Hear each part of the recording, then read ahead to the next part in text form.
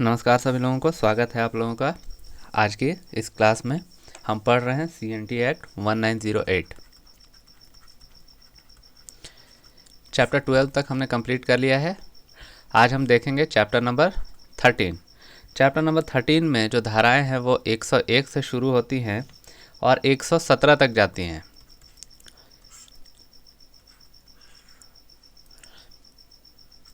या ये जो चैप्टर है बेसिकली ये बात करेगा कि भूमि संबंधी क्या क्या क्लॉजेज लगाए गए हैं, क्या क्या शर्त लगाए गए हैं, और उनका अगर उनको चेंज करना है, हमें अगर उसको बदलना है तो और उसके अभिलेख किस प्रकार से रखे जाएंगे, उनके रिकॉर्ड किस प्रकार से बनाए जाएंगे, उन सब चीज़ों के बारे में बात करता है।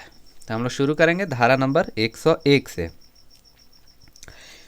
अगर मान लीजिए कि ये अधिनियम शुरू होता है जिस दिन इस अधिनियम को लागू किया जाता है, यह कानून मान के चलिए कि ये 1 अप्रैल से लागू कर दिया गया,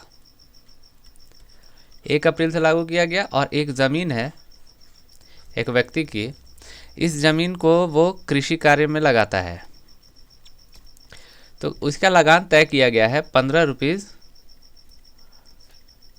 पर ईयर।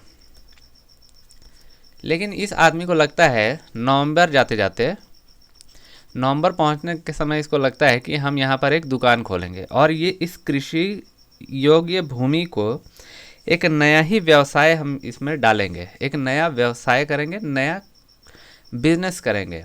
अब ये बिजनेस किस प्रकार का हो सकता है? मान लीजिए यहाँ दुकान लगा दिया, या यहाँ पर कुछ व्यावसायिक या कारखाना डाल दिया, तो क्या जो लगान है कृषि के रूप में जो 15 रुपीज़ लिया जा रहा था, क्या ये वही रह जाएगा? नहीं, इन शर्तों में बदलाव किया जाएगा और नई शर्त डाली जाएगी, नया क्लॉज डाल दिया जाएगा, नई शर्त डाली जाएगी। कहने का मतलब ये है कि आपने अगर ज़मीन के प्रकार का रूपांतरण कर दिया, आपने उसे चेंज कर दिया, तो फिर नई शर्त आ जाएगी, लगान का नया शर्त डाल दिया जाएगा। बेसिकली आप इसको ऐसे समझिए या ऐसे याद रख पाइएगा कि जब CNT एक्ट लाया गया था तब से ही विवाद था, उसके पहले से ही काफ़ी ज़्यादा विवाद चल रहा था कि कैसे क्या किया जाएगा, कैसे टैक्स कलेक्शन होगा। अब मान लीजिए कि कृषि में टैक्स कलेक्शन कम किया जा रहा है, चलिए ठीक है, लेकिन जब कारखाने लगाएंगे, फैक्ट्रीज लगाएंगे, तब फिर क्या हो जाएगा, या दुकान खोलेंगे, तब तो आपकी आमदनी बढ़ जाएगी, तो सरकार को ज़्यादा टैक्स चाहिए होगा, तो सरकार इसे बढ़ाएगी ही।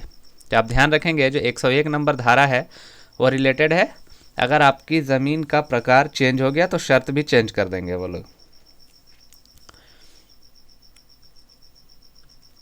नेक्स्ट है धारा नंबर 102।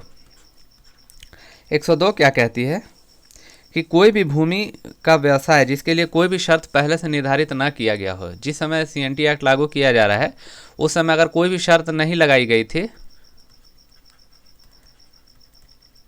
कोई भी शर्त उस समय नहीं लगाई जा सकी, तो फिर क्या होगा कि वहाँ पर का जो स्थानीय नियम होगा, जो ट्रेडिशनल प्रैक्टिस होगा, वही लागू हो जाएगा। जो उस समय का जो ट्रेडिशनल प्रैक्टिस चल रहा है उस ज़मीन पर 102 नंबर में यही लागू हो जाएगा, ट्रेडिशनल प्रैक्टिसेस, या फिर स्थानीय रूढ़िवादी परंपरा जिसे कहते हैं, स्थानीय परंपरा।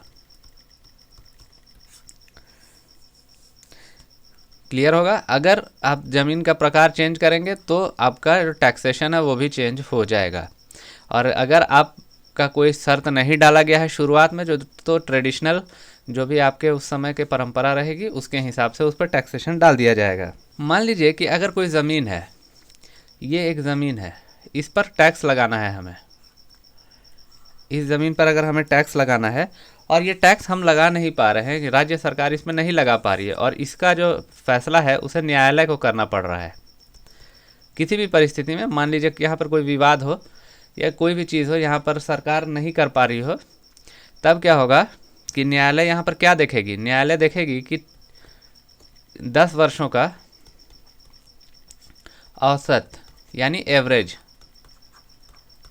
या अगर 10 वर्ष पूरे नहीं हुए हैं तो जितने भी वर्ष पूरे हुए हैं पिछले, मैक्सिमम पिछला 10 वर्ष तक देखा जाएगा, और बाकी जितना भी पूरा हुआ हो, मान लीजिए 8 हुआ हो, 7 हुआ हो, उनका जो औसत होगा वही औसत मूल्य के बराबर इसका लगान फिक्स कर दिया जाएगा कोर्ट के द्वारा। मतलब कोर्ट इसमें कुछ अलग से कुछ फैसला नहीं देगी, जो 10 वर्षों का औसत इसमें दिया जा रहा था लगान, वही यहाँ पर फिक्स कर दिया जाएगा। धारा नंबर 103 न्यायालय के अधिकारों की बात करता है। न्यायालय किस प्रकार से उसका लगान निर्धारित कर सकता है। लगान निर्धारित करने में न्यायालय सिर्फ यही देखेगा कि पिछले 10 वर्षों का क्या औसत रहा है, उसके अलावा वो उसे और कुछ नहीं देखना है। क्लियर है। हम चलते हैं धारा नंबर 104 में। 104 नंबर धारा ये कहती है कि मान लीजिए कोई विवाद हो जाए, कोई केस हो जाए किसी ज़मीन में, किस चीज़ को लेकर, लगान को लेकर। लगान को लेकर अगर कोई केस हो जाता है और जो लगान है, आप एक्ट अगर आपके हाथ में होगा तो आप देखिए बहुत ही लंबा एक सेंटेंस लिखा गया है, पर इसका मतलब यही है कि भूमि का मूल्य लगान से ज़्यादा होना चाहिए। कहने का मतलब जो ज़मीन है जिस पर लगान लिया जा रहा है, इसका दाम ज़्यादा होना चाहिए और लगान जो है कम होना चाहिए। ये तो ऑब्वियस सी बात है। लेकिन अगर किसी वाद में ऐसा हो जाए, लगान ही ज़्यादा हो जाए भूमि के कीमत से, तो फिर वहाँ पे समस्या हो जाएगी। वहाँ पे न्यायालय निर्णय देगा, ये सीधे न्यायालय में चला जाएगा। तो 104 नंबर जो आपकी धारा है वो ये बताती है कि अगर भूमि और लगान के बीच में कोई विवाद हो जाता है तो भूमि का मूल्य लगान के मूल्य से ज़्यादा होना चाहिए। भूमि का मूल्य लगान के मूल्य से ज़्यादा होना चाहिए। और ये फैसला, अगर इसमें कुछ डिस्क्रिपेंसीज आती है, यहाँ पे कुछ गड़बड़ी आती है, तो इसका फैसला न्यायालय देती है। 104 नंबर धारा आपको यही बताती है। नेक्स्ट हम चलते हैं धारा नंबर 105 में।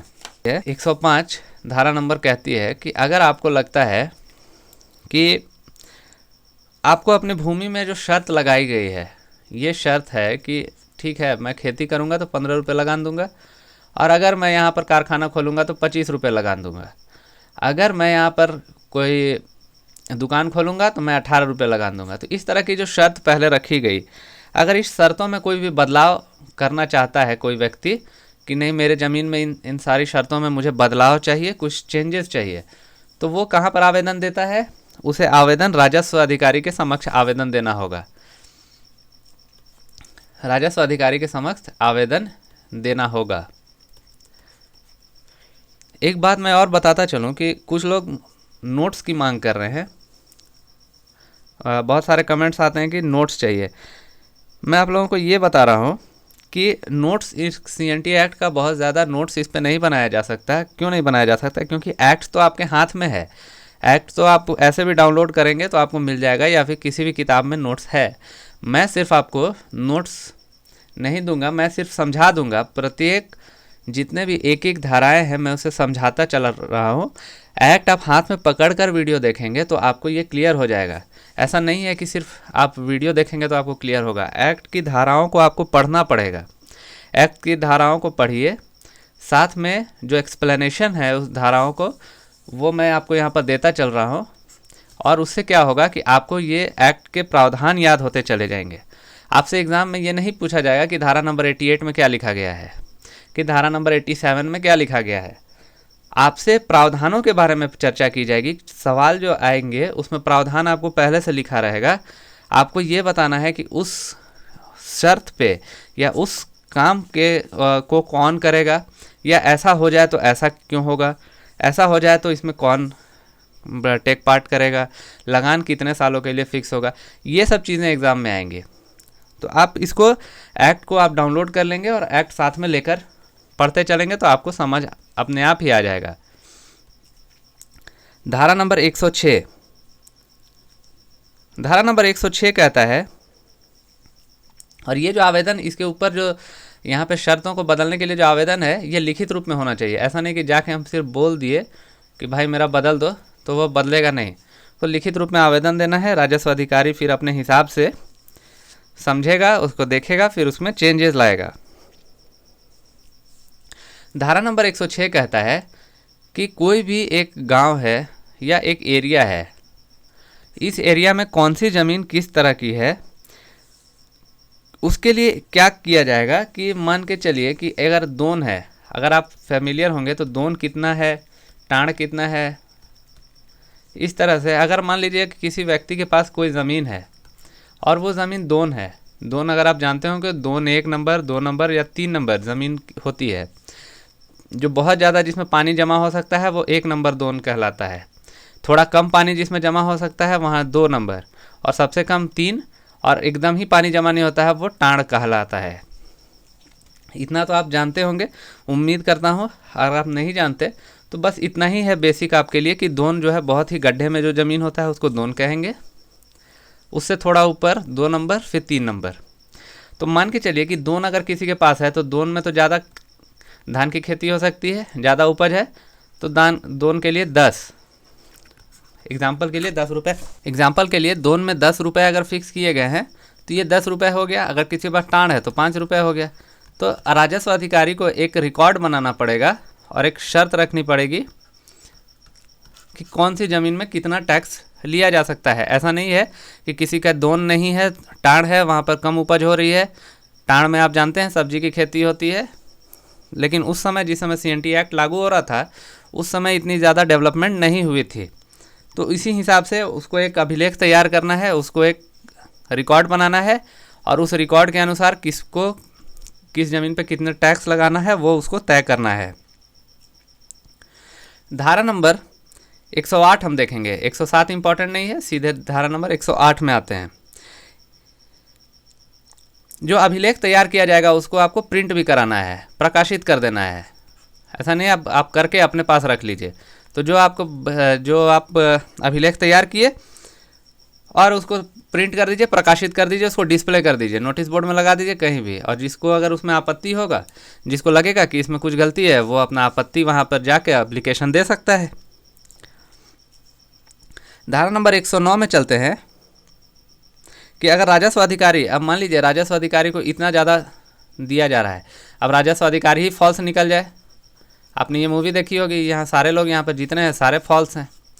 तो अगर ये सारे फॉल्स निकल जाएं और ऐसे कुछ गलत प्रैक्टिसेस करने लगे, किसी से पैसा लेकर उसकी ज़मीन का प्रकार बदलने लगे, शर्त बदलने लगे, अगर यहाँ करप्शन आ जाए बेसिकली, तो फिर क्या किया जा सकता है? तो एक अधिकारी तय किया जाएगा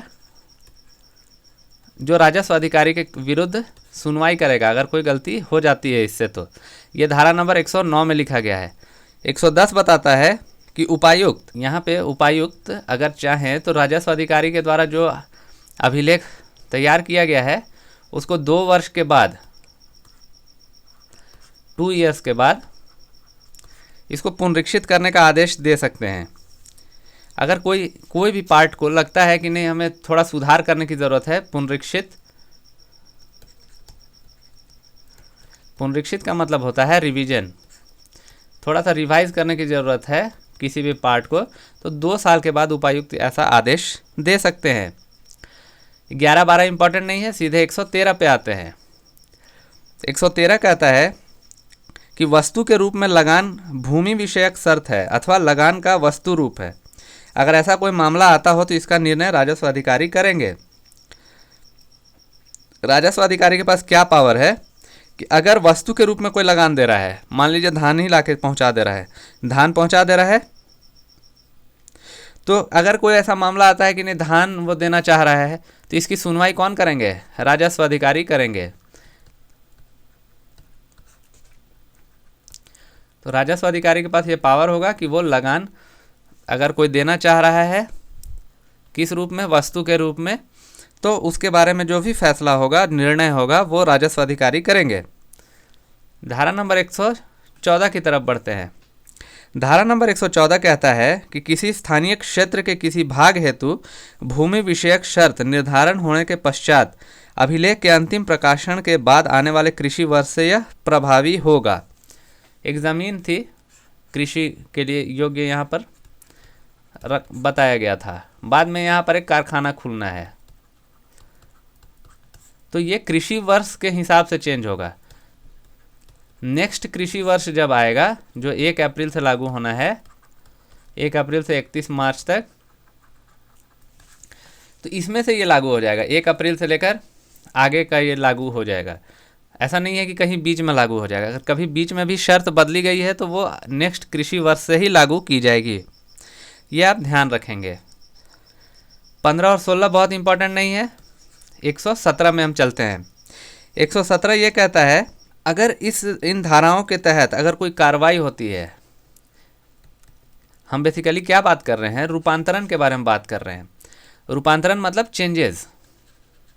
हम बात कर रहे हैं कि ज़मीन के प्रकार शर्त अगर चेंज होती है तो फिर क्या हम लोग करने वाले हैं उसमें, तो उसके बारे में हम बात कर रहे हैं। तो मान के चलिए कि अगर कोई चेंजेस आए हैं, कोई कार्रवाई हुई है, कोई वाद का निपटारा किया गया है, अगर शर्त ये थी कि लगान कम है तो लगान बढ़ाया गया है, लगान कम किया गया है, इस तरह की कोई भी चीज़ हुई है, तो कोई भी भूस्वामी उस समय का जो ज़मींदार जिसे कहा जा रहा था, अगर कोई भी भूस्वामी इसको मानने से इनकार नहीं कर सकता है।